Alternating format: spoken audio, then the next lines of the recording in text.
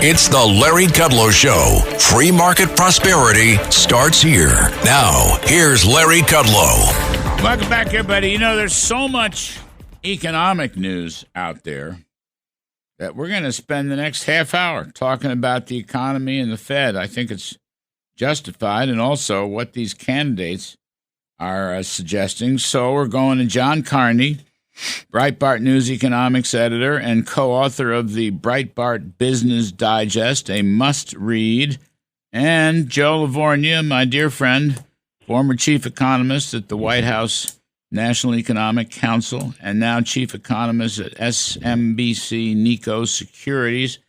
Two experts. Gentlemen, welcome. John Carney, I was reading your piece last night, Depressed Consumers are bad news for Kamala Harris, and you're talking about the Michigan survey. And you know, I want you to walk through this, but I just had one observation. That survey is running about 60 on the index.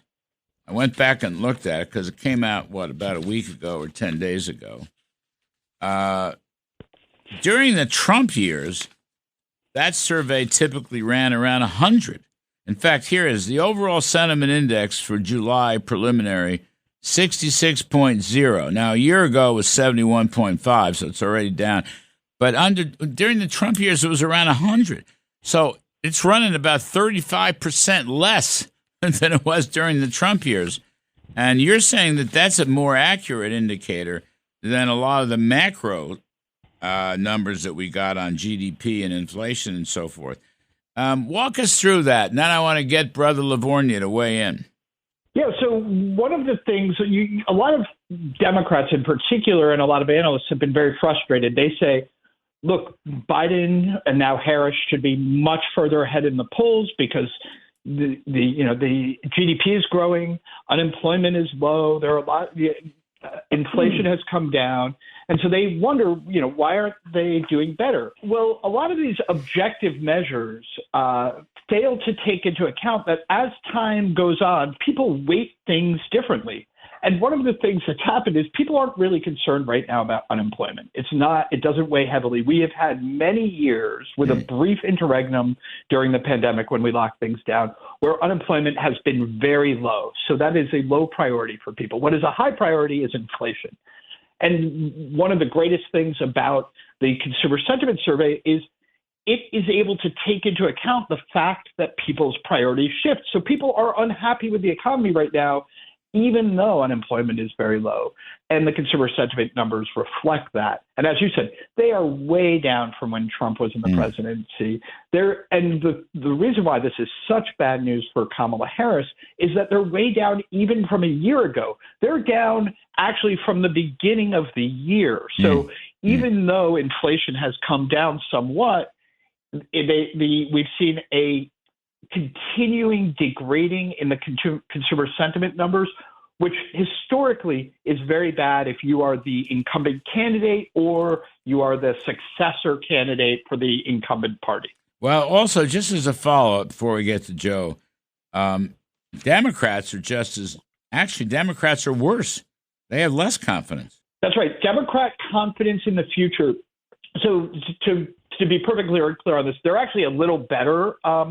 This usually happens. There's usually a partisan difference. If your guy is in the White House, you're a little bit happier, and if your guy is out, you're a little less unhappy. But what's happened over the last few months is Democrat confidence has crashed much faster. And in the last month, and this is very interesting, in July, Republican confidence, so when they look at the expectations, so asking people about how they feel the economy will do in the future, Republican confidence actually went up in July, and Democratic confidence went down. So if you just look at the expectation number, there was no change. But within that number, there was a big change.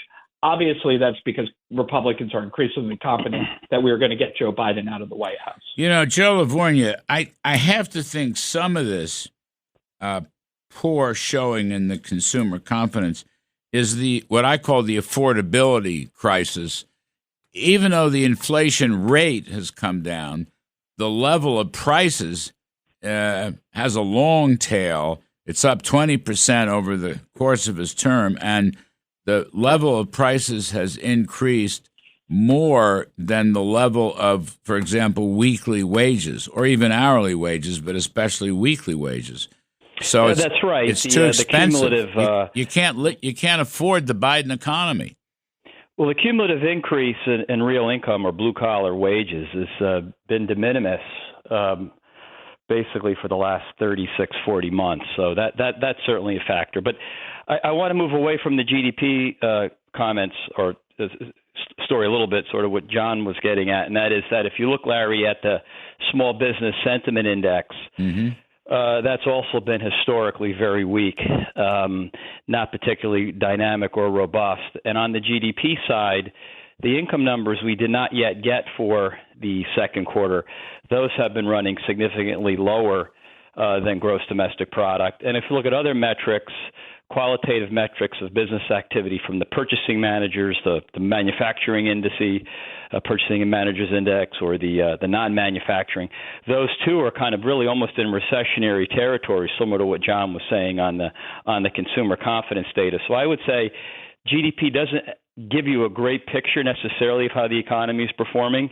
And if you really got into the weeds and look at how they put the payroll data together, I think you can make a compelling case that even the jobs, which we get about a week from now, those job gains are probably overstated. So I think all these things, including the price level and the declining standard of living, are factors that are entering into the consumer psyche in a negative way. Well, Joe, one measure that is often used as an election forecasting tool, I'm thinking of the Ray Fair model of presidential election forecasting, the Yale economist Ray Fair, who was a smart guy. He's a left-of-center guy, but his model is interesting. He used real disposable income. So that's income after taxes, after inflation. That thing, was up 1/10 in June. The last 3 months, only 1.4%. The last 12 months, up only 1%. You'd like to see that up about 3%, frankly. Yeah, you'd like to see it accelerating. Right, it's not. And, your point about affordability, I meant to say, if you look at the first-time home buyer, housing affordability essentially is at an all-time low. It's never been worse. And you've had some nominal income gains, and that reflects in part the fact that rates have had to rise so high because of high inflation. And then the quantitative easing has helped push up home prices. So you've had a lot of wealth, but it hasn't filtered down into the middle and lower incomes as it has in the past. So I think there are a lot of things that the consumers are picking up on, Larry, that suggest some of the macro data, as you said at the outset, are not really reflective of what people really worry about. Well, you can't take GDP to the supermarket, John Carney, or to the grocery store. What you take with you is your after-tax, after-inflation incomes, and that's done nothing. So I understand it, but I just think the consumer confidence thing is a really good point. Now, what's Kamala Harris going to do, John Carney? I mean, I'm listening to her. I don't really think she's a supply-sider, pro-growth supply-sider. I think we got ourselves a genuine San Francisco progressive, radical, whatever, big government socialist. I don't think she really believes in Art Laffer's model of the economy. No, I'm pretty sure she doesn't, Larry. But one of the things that I think is really stunning and a huge challenge for them is the Consumer Sentiment Survey just released early last week their presidential survey. And this is really interesting because they don't ask the question, who do you intend to vote for? That's really boring and not very helpful. They ask a few different questions, but one of them is, who will be better for your personal finances? And if you look at the numbers, every quintile, so from the bottom 20% to the top 20%, Trump wins in all of those quintiles. Now, this was against Biden, of course, but it applies to Harris as well. So in other words, every group of Americans by income thinks Trump will be better for them. Harris is going to have to try to overcome that. It is very hard to get people to say, and by the way, Trump also wins if you ask who will be better for the broader economy. So it's not like people can say, well, it'll be bad for me, but I'll make a judgment for everybody else. No, Trump wins on the economy. Trump wins on for every quintile of income. So I think that the only strategy she has left will be to try to promise goodies to everyone, and I don't think it will work. I don't imagine that I think Americans know that will be inflationary, and they're tired of the giveaways, and they don't want it anymore. Well, that's it, Joe LaVorgna. I think she wants to significantly expand the entitlement state, right? She's for Medicare for all. That had a price tag of $32 trillion. She wants entitlements for kids, for seniors, for various workers. She'll pay people not to work. I think she she had some bill that she was going to pay people earning up to $100,000 some kind of credit or refundable credit, which would be a disincentive to work. And she wants to hike taxes to pay for all this stuff. I mean, I think she was talking in the Senate of a 75 or 80% tax rate, Joe LaVorgna. You in favor of that? Larry, they may come as a surprise, but no. I don't even think many Democrats are in favor of those kind of pecuniary tax rates. The problem, though, is that this is occurring. Just those type of broad spending plans or commitments or possibilities are occurring against the backdrop of record large budget deficits to GDP, with unemployment still historically low.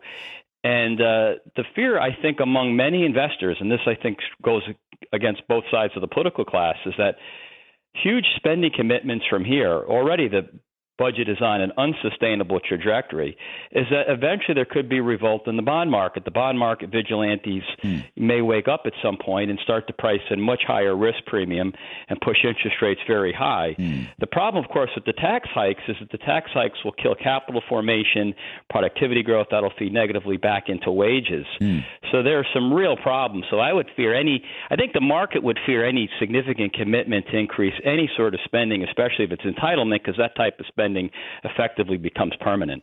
Well, John Carney, this is all going to come out. I mean, it sort of trickled out a little bit in the first week that she's had, and she gets a little honeymoon bump in the polls, I guess. But this will come out, and I assume that Mr. Trump will, lay this out in spades. I mean, he's starting to. But I think he'll lay this out in spades, and that's got to be the Republican strategy. Let's take a break, fellas. I'm going to bring you back and talk some about these economic numbers. We're talking to John Carney, who was the co-author of the Breitbart Business Digest, Joe LaVorgna, former NEC chief economist in the White House, and now SMBC Nikko Securities head economist. I'm Kudlow. We'll be right back. This is the Larry Kudlow Show.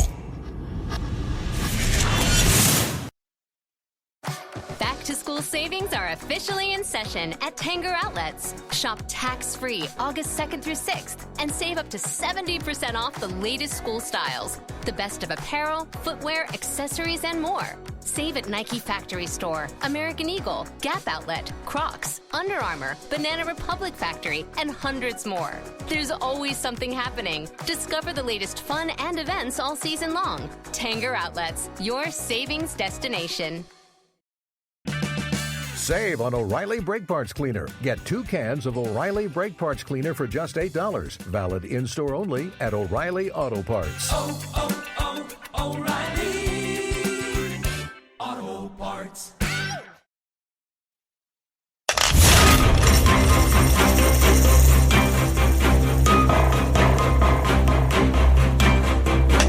Now, back to the Larry Kudlow Show. We are talking about the economy. Lots of econ information out in the past week or so. John Carney, Breitbart economics editor and co-author of the Breitbart Business Digest, and Joe LaVorgna, who's a former chief economist at the White House National Economic Council. He's now chief economist at SMBC Nikko Securities. So, Joe, I'll start with you. Real GDP Q2, 2.8%. So for the first half of the year, 2.1. nothing to write home about. That's not the worst thing in the world, but I'm sure we can do better.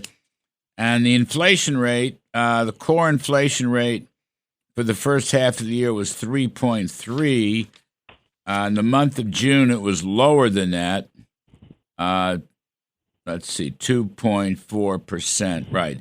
Both core, the 1.2 for the deflator, the core was 2.4% at an annual rate. Joe, what do you make of that? And do you think the Fed should move? I mean, there was a big rally yesterday in the stock market. Some people say it was because of lower interest rate hopes. But I don't know. I mean, the stock market got crushed on Wednesday, and then it came back on Friday. It's all very strange, volatile trading range. What do you make of this story? The GDP is okay. 2.1 isn't bad. The problem is that, the 2.1, as I alluded to earlier, may not be the right figure because the income side of the economy, which is based on tax receipts, which are much harder to fudge, has been growing for a time significantly less. We'll get the Q2 data on the income side in a month. So we very well may find that really the run rate is something less than 2%. And even if for some reason it turns out that it is 2%, Larry, we're really doing a tremendous amount of deficit financing to sort of prop up demand. So if you look at the GDP accounts, you'll see a sizable contribution from the federal as well as state and local level. So I don't, again, think the economy is particularly robust. Yeah, government. However, the Fed seems government spending up 3.1%. But can I ask you a question, Joe? I don't want to get too far in the weeds, but GDP's got business equipment rising at 11.6% annually. But when you look at the industrial production for capital spending, and, you had a durable goods report out, non-defense capital goods shipments were flat. They're down almost 1% for the last 3 months, and they're flat for the last year. I still don't understand how this business equipment number was so strong. Well, that's just one. It has not actually been very strong. Yeah. This one quarter. So let's see where it goes. And as you accurately point out, there's some metrics that suggest the game may not certainly be anywhere near as robust. I mean, but, businesses. Again, if things were so good, you wouldn't see the weakness in both consumer and business confidence. Having said that, the Fed seems bent on cutting rates, and I'm not sure why. I've made the argument for a while the Fed should cut rates because I was looking at the inverted yield curve, inflation expectations, and the models I used said, to me, the Fed was too tight. But for whatever reason, it seems like the Fed now wants to cut more because, cut again from where they were earlier in the year because they think inflation might be moving lower. It's possible. But I think that they should wait. I think that their verbiage seems to have shifted for reasons that isn't entirely clear, Larry. I think they should wait, but right now the market's essentially pricing a 100% chance of a September cut. Well, the markets are always wrong on this. They've been wrong for years. They've been wrong for the last 600 years. That's the way I look at it. I mean, I'm a free market guy, but this Fed funds futures thing. John Carney, I'm sorry we're running out of time. Give me 10 seconds. Should the Fed cut their rate? I still don't think they will. I know. You're staying with it. I think you're right. Politically, they shouldn't, but I don't think the case is there. Anyway, gentlemen, you're both terrific. John Carney of Breitbart, Joe LaVorgna, Nikko, Securities. I'm Kudlow.